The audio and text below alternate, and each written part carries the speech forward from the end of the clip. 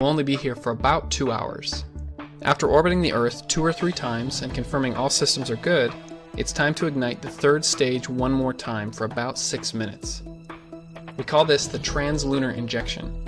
This is what sends us away from the Earth and towards the Moon. The S-4B is now completely useless.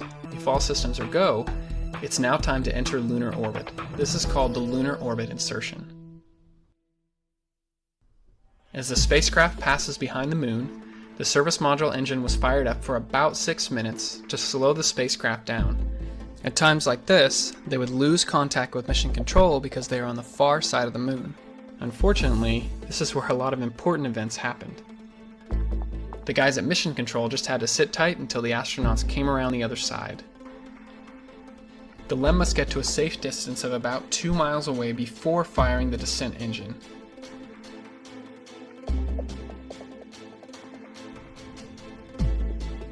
The engines fire up for about 30 seconds.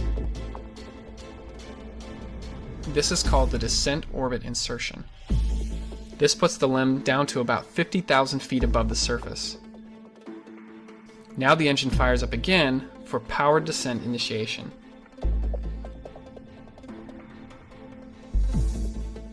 The windows are initially pointed down, but as we get closer to the surface, the windows will be facing forward to give the astronauts a good view of the surface they'll be landing on. The landing site needs to be on level terrain and away from any big boulders. There's a limited amount of fuel, so the astronauts can't take too long to land. And finally, touchdown. Now it's time to step down the ladder, say some historic words, plant the American flag, get some rock samples, and do some science.